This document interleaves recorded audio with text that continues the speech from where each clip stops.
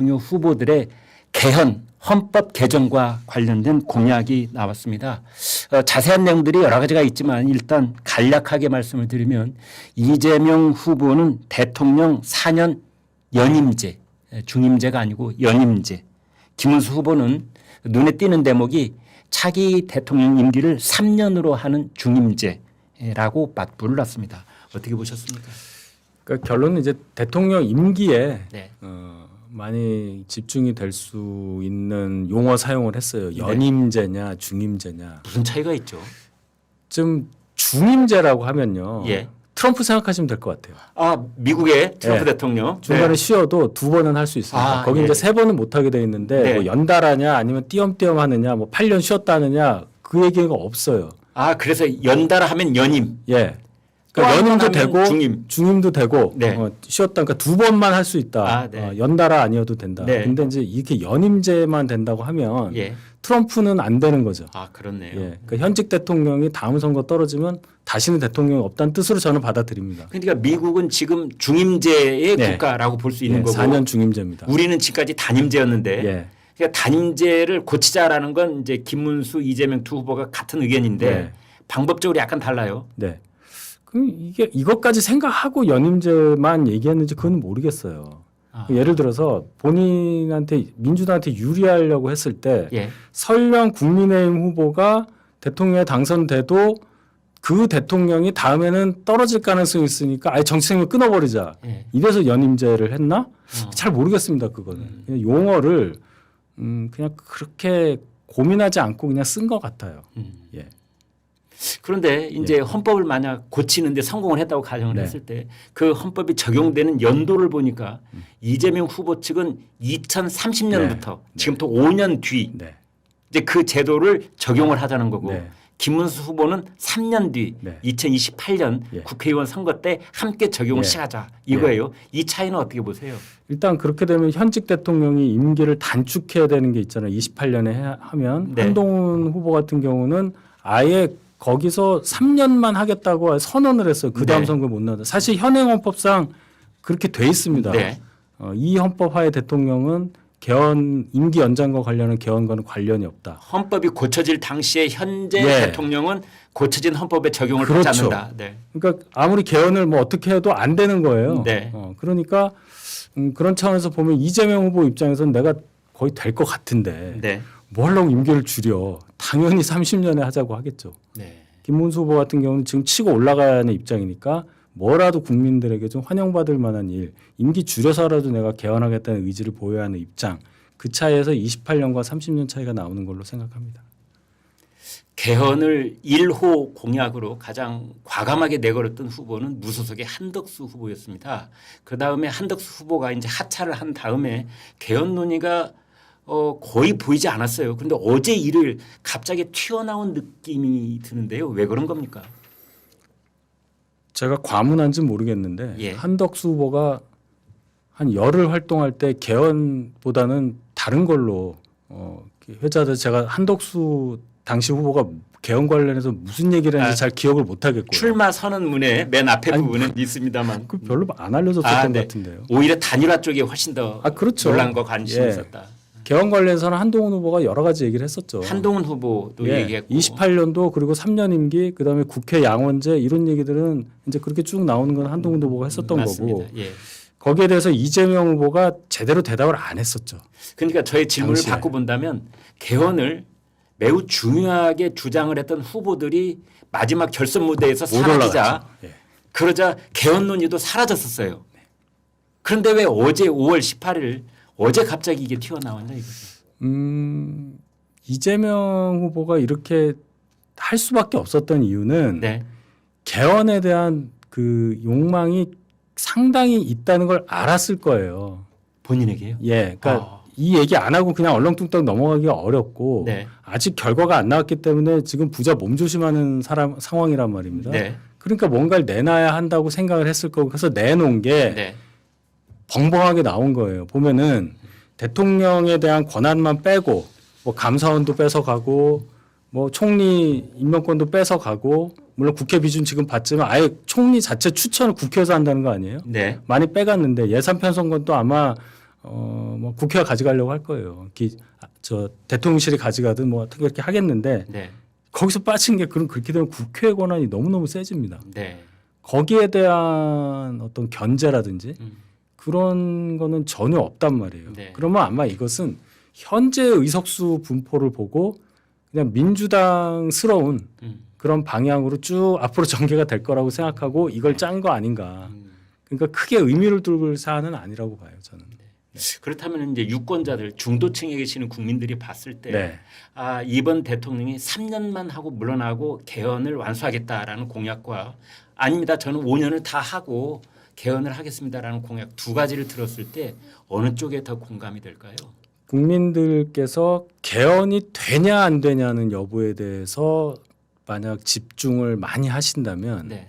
진정성을 보실 거 아니겠어요? 예. 그럼 내가 가만히 있어도 임기 5년인데 내가 2년 줄여서라도 개헌하겠다 하는 쪽에 조금 더 솔깃할 가능성이 있고 네. 그러나 지금 상황에서는 보면 의석수가 너무 많잖아요. 민주당 쪽에서 하겠다 하는 내용이라든지 민주당 쪽에서 얼마나 더 진정성을 갖고 가느냐를 더 많이 볼 가능성이 크죠. 그렇네요. 일단 국회 문턱을 넘어가려면 무조건 200석. 200석 이상이 200석. 있어야 예. 개헌이 국민투표에 붙여질 수 있으니까. 그렇습니다. 네. 그 저희가 아무리 하겠다고 해도 예. 저희가 만약 김문수 후보가 당선돼서 내가 3년만 하고 하겠다고 해도 민주당이 안 하겠다면 못 하는 겁니다. 강제로 2년 더 해야 돼요. 그런 또 모순이 있다. 참 어렵습니다. 네, 그래서 개헌은 사실은 뚜렷한 유력 후보가 나타나기 전에 서로 엇비슷할 때 그때 논의를 확실하게 하고 또 개헌에 관한 뭐 협약을 하자 뭐 이렇게 김문수 후보 쪽에서 얘기를 하기는 했지만 이재명 후보 측이 거기에 적극 지금 응하지 않는 뭐 그런 상황입니다. 따라서 이렇게 되면 역시 또 이번에는 선거 전에 뜨거워졌던 개헌 논의 선거 끝나고 나면 또 언제 할지 뭐 그런 상황이 되는 것이 아닌가 이런 생각도 듭니다. 주말을 건너오는 동안에 윤석열 전 대통령이 그 말도 많고 논란도 많았던 이른바 탈당 이것을 자진해서 선언을 했습니다. 그리고 한동훈 전 대표가 내일부터 지역을 중심으로 지원 유세에 나서겠다고 했습니다. 시기가 좀 너무 늦은 거 아닌가요? 어떤가요? 지금이라도 이게 중요한 계기가 될 수 있습니까? 뭐 그래도 내일부터 이제 부산에서 지원 유세 하잖아요. 한동훈 네. 전 대표가 예. 효과적으로 선거운동에 이 도움을 줄 수 있는 네. 그런 결정이라고 생각합니다. 네. 물론 공교롭게도 이제 윤 대통령 이 탈당 결정이 나온 이후에 네. 결심을 밝히신 이후에 시작을 했다는 측면이 참 공교롭긴 한데 네. 그래도 아마 한 대표 입장에서도 네. 어떻게 밖에 안 나가고 대선 기간을 그냥 보낼 수 있느냐 하는 고민이 있었을 거예요. 네. 당원들이 생각하는 또 한 대표의 역할이라는 게 있는데 네. 그래서 당연히 국민들을 만나는 그러니까 밖에 나와서 대중들과 호흡하면서 저희 당의 김문수 후보의 당선을 위해서 노력한다는 모습을 당연히 보여야 되겠죠. 예. 윤 전 대통령이 탈당한 것이 김문수 후보의 지지율에 영향을 줄까요? 예, 저는 영향을 줘서 방금 전에도 리얼미터 조사에서도 올라간 것이 그것도 영향을 받은 거라고 보고 거기에 이제 우리가 윤 대통령 탈당 여부에 이제 일주일을 그냥 보냈잖아요. 네. 그 귀중한 시간 일주일을 보냈단 말이에요. 네. 이제 그럴 일이 없으니 앞으로를 보더라도 좀 더 자유롭게 조금 더 보폭을 넓히면서 선거운동할 수 있다는 측면에서는 윤 대통령의 그런 결심은 바람직했다고 봐야 되겠죠. 네, 홍준표 전 대구시장은 지금 미국 하와이에 가 있습니다. 그리고 김문수 후보 캠프전에서 지금 여러 사람이 홍준표 전 대구시장을 어떻게 말씀을 드려야 될까요? 설득하러 갔다고 할까요? 뭔가 김문수 후보의 중요한 메시지를 전하러 갔다고 해야 될까요? 유상범 단장, 김대식 의원, 조광한 전 남양주시장 이렇게 여러분이 지금 하와이에 가 있습니다. 저희 제작진이 그쪽 하와이에 간 그 분들하고 직접 통화를 해서 현재의 움직임을 다 취재를 한 결과를 지금 말씀을 드리겠습니다. 아마 그 하와이 내부에서도 거기 여러분 하와이 다 가보셨죠? 거기서 섬과 섬 사이를 이동하려면 역시 비행기를 또 타야 됩니다. 그래서 아마 하와이 도착한 지점에서 이제 그 홍준표 전 대구시장이 계시는 곳은 또 비행기를 한 번 더 타야 된답니다. 그래서 1시간 더 이동을 하는 것까지 저희가 취재를 할 수 있었습니다. 그래서 아무튼 그 홍준표 시장을 모시고 올 때까지, 그러니까 다시 돌아올 때는 선거운동에 합류해 주십사 하는 의미에서 이제 모시고 오는 것을 최종 목적으로 지금 하와이에 가 있다고 하는데요. 그런데 지금 그쪽에서 하는 얘기가 김문수 후보의 자필 편지를 가지고 왔다. 그리고 거기에는 아주 깊은 메시지를 담았다. 네. 이렇게 얘기를 했어요. 어떤 메시지입니까? 어떤 메시지가 아주 깊다고 표현됐을까요? 일단 그 자필 편지 같은 거 홍 전 후보는 안 좋아한다는 얘기를 해버렸어요. 그러니까 편지의 내용은 중요하지 않고 네. 편지는 중요하지 않고 내가 갖고 있는 그 깊은 예. 메시지 전달받은 메시지가 중요하다는데 얘기를 안 하셨단 말이에요. 예. 정확히는 모르겠습니다. 그래서 언론에서는 뭐 당선될 경우에 중요한 직책을 제안한다든지 뭐 이런 정도 상상밖에 못하는 거 아니겠어요? 네. 저도 잘 모르겠습니다. 두 분 간의 관계가 어느 정도인지. 물론 96년 15대 총선 입사 동기 아니에요, 국회에. 네. 네. 그래서 뭐 연배도 비슷하고 하시니 예. 뭐 따로 어떤 우리는 모르는 네. 뭔가가 있을지는 몰라도 네. 유의미한 정치적인 제안이 있어서 그것을 주러 가셨다고는 잘 이해가 안 됩니다. 예. 그만큼 홍준표 전 시장이 경선 탈락 이후에 보였던 그 메시지의 정도가 네. 완전히 셌고 음. 아예 본인의 96년 정계 입문 당시의 상황까지 얘기를 하면서 민주당 내가 갈 뻔했다는 얘기까지 해버렸단 말이에요. 예. 그래서 지금 뭐 단장이라고까지 단을 구성했어요 보니까. 네. 예, 그렇게 가신 분들이 속의 성과를 얻기가 좀 어려워 보입니다. 제가 볼 때는. 민주당에서는 홍준표 전 시장에게 집권할 시 총리 자리를 제안을 했다는 말까지 돌고 있습니다. 네. 물론 확인은 안 되고 있습니다. 네, 그럴 가능성이 있습니까? 저는 그 가능성 좀 있다고 봐요. 예. 만약에 이제 이재명 후보가 집권을 한다고 했을 때 네. 바로 아마도 그들이 말하는 소위 내란 특검 같은 거 네. 세게 할 거고 네. 제2의 적폐청산 네. 이런 거 세게 하면서 보수를 공격을 할 텐데 네.